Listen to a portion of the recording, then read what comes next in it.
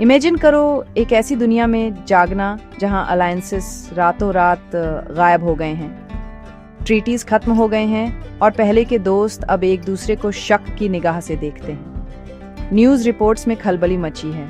Leaders इस अफरा तफरी को समझने की कोशिश कर रहे हैं। ग्लोबल स्टेबिलिटी का invisible architecture, NATO, NATO, EU, intelligence networks ढह गया है। हर सरकार के कैलकुलेशन अब पुराने हो गए हैं। डिफेंस प्लान्स, इकोनॉमिक फोरकास्ट और डिप्लोमेटिक स्ट्रेटजीज अचानक बेमानी हो गई है। ट्रस्ट का खत्म हो गया है। हर एक्शन को छिपे हुए खतरों के लिए बारीकी से देखा जा रहा है। कैपिटल्स के बीच की हॉटलाइन या तो खामोश हो गई हैं या सिर्फ सख्त वार्निंग दे रही हैं। इंटरनेशनल रिलेशंस की भाषा को फिर से बनाना होगा, क्योंकि एली और राइवल का मतलब खत्म हो गया है। ये कोलैप्स सिर्फ एक पॉलिटिकल दरार नहीं, बल्कि ये दिखाता है कि नेशंस दुनिया में अपनी जगह कैसे देखते हैं। इसमें एक बड़ा बदलाव आया है। कलेक्टिव सिक्योरिटी और फ्री ट्रेड का पोस्ट वॉर विजन टूट गया। बड़ी पावर्स अब खेल के नियमों पर सहमत नहीं है। दुनिया नए नियमों की तलाश में लगी है, जिसमें गलत कैलकुलेशन और कॉन्फ्लिक्ट का खतरा हमेशा बना रहता है। ग्लोबल ऑर्डर जिसे कभी तय माना जाता था, अब अनिश्चितता में भटक रहा है। अलायंस के कोलैप्स का तुरंत नतीजा है global security vacuum. Collective defence, जो कभी एक पावरफुल डेटरेंट था, रातों रात गायब हो जाता है। जो नेशंस सिक्योरिटी अम्ब्रेला पर निर्भर थे, वे अचानक एक्सपोज हो जाते हैं। बॉर्डर्स को मजबूत किया जाता है, मिलिट्री को मोबिलाइज किया जाता है और हमले का डर बहुत बार हट जाता है। छोटे इंसिडेंट्स भी बड़े कॉन्फ्लिक्ट्स में बदल सकते हैं, क्योंकि ट्रस्ट और कम्युनिकेशन टूट जाते हैं। मिलिट्री इंटीग्रेशन एक लाइबिलिटी बन जाती है। जो फोर्सेस पार्ट्स या इंटेलिजेंस के लिए पुराने सहयोगियों पर निर्भर थीं, वे कमज़ोर पड़ जाती हैं। हथियारों और टेक्नोलॉजी के लिए सप्लाई चेन टूट जाती हैं, जिससे कई सेनाएं पैरालाइज हो जाती हैं। सिटीजन्स डर से घबराकर सरकारों पर एक्शन लेने का दबाव डालते हैं, कभी कभी जल्दबाजी में। दुनिया ज्यादा खतरनाक हो जाती है, सिर्फ खोई हुई सुरक्षा के कारण नहीं, बल्कि उसके बाद आने वाली घबराहट और अप्रत्याशितता के कारण भी। एग्रेसिव पोस्चर्स और प्रीएम्प्टिव मूव्स नया नॉर्म बन जाते हैं। नेटो जैसे एक बड़े अलायंस का कोलैप्स डोमिनो इफेक्ट पैदा करता है, जिससे दुनिया भर के रीजनल सिक्योरिटी पैक्ट्स बिखर जाते हैं। नेशंस अपनी डिफेंस स्ट्रेटजीज को फिर से आंकने की जल्दी करते हैं।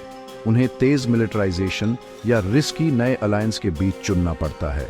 एक ग्लोबल आर्म्स रेस शुरू हो जाती है, जिसमें डिफेंस बजट आसमान छूते हैं और कलेक्टिव सिक्योरिटी की जगह सेल्फ रिलायंस ले लेता है।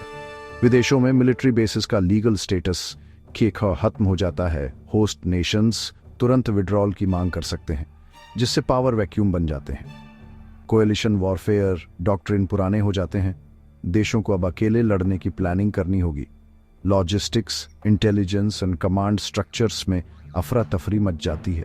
दुनिया की सेनाओं को दबाव में खुद को फिर से बनाने का बहुत बड़ा काम करना पड़ता है। हर अनिश्चित कदम के साथ गलत कैलकुलेशन और कॉन्फ्लिक्ट का खतरा बढ़ता जाता है। अलायंसेस के अचानक कोलैप्स से इकोनॉमिक कैटास्ट्रोफी होती है। फाइनेंशियल मार्केट्स जो स्टेबिलिटी पर बने थे, ट्रस्ट के खत्म होने से घबरा जाते हैं। करेंसीज तेजी से ऊपर नीचे होती है, क्रेडिट फ्रीज हो जाता है। एक ग्लोबल लिक्विडिटी क्राइसिस मंडरा रहा है। सप्लाई चेन जो ट्रेड एग्रीमेंट्स और सिक्योर शिपिंग पर निर्भर थीं, रुक जाती हैं। नेशंस टैरिफ लगाते हैं, बॉर्डर्स बंद करते हैं और एसेट्स जब्त करते हैं, जिससे शॉर्टेज और इन्फ्लेशन होता है। बिजनेस फेल हो जाते हैं, अनएम्प्लॉयमेंट BRH जाता है और सरकारें बेसिक सर्विसेज प्रोवाइड करने में संघर्ष करती हैं।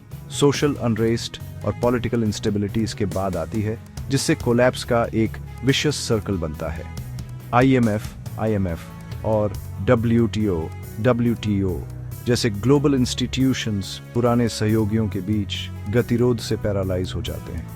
इकोनॉमिक सेफ्टी नेट गायब हो जाता है, जिससे नेशंस को अपना बचाव खुद करना पड़ता है। इसके बाद नेशंस अंदर की ओर मुड़ जाते हैं, फोर्ट्रेस इकोनॉमी को अपनाते हैं। ग्लोबलाइजेशन खत्म हो जाता है, आत्मनिर्भरता और इकोनॉमिक नेशनलिज्म हावी हो जाते हैं। सरकारें क्रिटिकल इंडस्ट्रीज को रीशोर करती हैं, चाहे कीमत कुछ भी हो, ताकि खुद को झटकों से बचा सकें। सख्त प्रोटेक्टिव ब्लॉक्स बन जाते हैं जो ट्रेड को हथियार और रिसोर्सेज को लेवरेज के रूप में इस्तेमाल करते हैं। दुनिया प्रतिद्वंद्वी इकोनॉमिक सिस्टम्स में टूट जाती है, जिससे दशकों का इंटीग्रेशन उलट जाता है। इनोवेशन और प्रॉस्पेरिटी को नुकसान होता है क्योंकि सहयोग और स्पेशलाइजेशन गायब हो जाते हैं। डेवलपिंग नेशंस जो एक्सपोर्ट्स और एड पर निर्भर थे, कोलैप्स और ह्यूमैनिटेरियन क्राइसिस का सामना करते हैं। फॉरेन इन्वेस्टमेंट सूख जाता है, जिससे ग्लोबल साउथ में इंस्टेबिलिटी और गहरी होती है। आत्मनिर्भरता की चाहत कीमतें बढ़ाती है, चॉइस कम करती है और प्रोग्रेस को धीमा करती है। दुनिया की इकोनॉमी एक्सक्लूजन और कंपटीशन का बैटल ग्राउंड बन जाती है। कोलैप्स हुए अलायंसेस से पैदा हुआ पावर वैक्यूम एक नाटकीय ग्लोबल रीशफल को जन्म देता है। एम्बिशन रखने वाले रीजनल पावर्स तुर्की, इंडिया, ब्राजील, जर्मनी खुद को साबित करने का मौका हथिया लेते हैं। दुनिया मल्टीपोलर हो जाती है, जिसमें पुरानी वफादारियों की जगह बदलती हुई ट्रांजैक्शनल रिलेशनशिप्स ले लेती हैं। डिप्लोमेसी एक जटिल शतरंज का खेल बन जाती है, जिसमें अलायंसेस लगातार बदलते रहते हैं। नेशनलिज्म और अथॉरिटेरियनिज्म बारचते हैं, क्योंकि लोग अनिश्चित समय में मजबूत लीडर्स की तलाश करते हैं। डेमोक्रेटिक नॉर्म्स खत्म हो जाते हैं, इमरजेंसी पावर्स और दमन आम हो जाते हैं।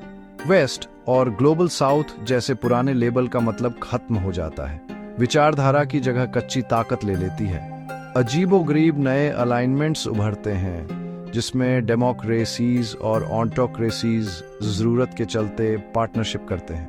International relations classic power politics में वापस आ जाते हैं, जो नेशनल इंटरेस्ट से चलते हैं। यूएन जैसे ग्लोबल इंस्टीट्यूशंस सहयोग के ढहने से पैरालाइज हो जाते हैं। सिक्योरिटी काउंसिल वीटो के लिए एक बैटल ग्राउंड बन जाती है, जो अर्जेंट क्राइसिस पर कार्रवाई करने में असमर्थ है। अन्य बॉडीज WHO, IAEA, WTO अपनी अथॉरिटी खो देती हैं, क्योंकि नेशंस पीछे हट जाते हैं या सहयोग करने से मना कर देते हैं। इंटरनेशनल लॉ और शेयर्ड नॉर्म्स टूट जाते हैं, जिनकी जगह फ्री फॉर ऑनर ले लेता है। वॉर क्राइम्स और एब्यूज बिना रोक टोक चलते रहते हैं। बातचीत या सेंट्रल स्थिरता के लिए कोई भरोसेमंद फोरम नहीं है। छोटे नेशंस अपनी आवाज खो देते हैं, जबकि शक्तिशाली देश शर्तें तय करते हैं। मल्टीलैटरलिज्म की जगह एड हॉक डील्स और बायलैटरल पावर प्ले ले लेते हैं। दुनिया कम स्टेबल हो जाती है, जिसमें क्राइसिस बिना रोक टोक बढ़ते रहते हैं। इतिहास हमें ढहती हुई पावर स्ट्रक्चर्स से पैदा हुई अफरा तफरी के बारे में चेतावनी देता है। सोवियत संघ के पतन से पूरे पूर्वी यूरोप और मध्य एशिया में सिक्योरिटी वैक्यूम, एथनिक कॉन्फ्लिक्ट्स और इकोनॉमिक बर्बादी हुई। हाइपर इन्फ्लेशन, अनएम्प्लॉयमेंट और अनऑर्गेनाइज्ड क्राइम इसके बाद आए, जिससे इंस्टेबिलिटी और भविष्य में रिवेंचिज्म को बढ़ावा मिला। रूस यूक्रेन युद्ध दिखाता है कि जब अलायंस स्ट्रक्चर्स फेल हो जाते हैं और पावर वैक्यूम उभरते हैं तो कितनी हिंसा होती है।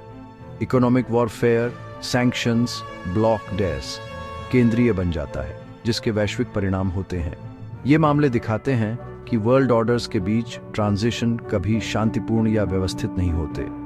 अलायंसेस का कोलैप्स इन क्राइसिस को दुनिया भर में कई गुना बढ़ा देगा, जिससे बेजोड़ पैमाने पर कॉन्फ्लिक्ट और अफरा-तफरी फैलेगी। सबक ऑर्डर का अंत ऐसा दुख लाता है जो पीढ़ियों तक चल सकता है। इस नई दुनिया में हर देश की टॉप प्रायोरिटी है स्ट्रैटेजिक ऑटोनॉमी, दूसरों पर निर्भर हुए बिना स्वतंत्र रूप से कार्य करना। देश अपनी सेनाओं को मजबूत करते हैं, सप्लाई चेन सुरक्षित करते हैं और ट्रांजैक्शनल रिलेशनशिप बनाते हैं। आत्मनिर्भरता का युग शुरू होता है, जो दूर की महाशक्तियों पर निर्भरता की जगह लेता है। ये ट्रांजिशन खतरनाक है, जिसमें आर्म्स रेस और प्रोटेक्शनिज्म की पहचान है। समय के साथ पावर का एक अव्यवस्थित विकेंद्रीकृत संतुलन उभर सकता है। डिप्लोमेसी हर मुद्दे पर बदलती हुई गठबंधनों के साथ तरल और मांग वाली हो जाती है। सफलता फ्लेक्सिबिलिटी और व्यावहारिकता पर निर्भर करती है, न कि किसी गुट के प्रति वफादारी पर। अलायंसेस का कोलैप्स मानवता को ग्लोबल ऑर्डर की नाजुकता का सामना करने के लिए मजबूर करता है। चुनौती ग्लोबल वॉर में उतरे बिना एक ज्यादा लचीली प्रणाली का पुनर्निर्माण करना।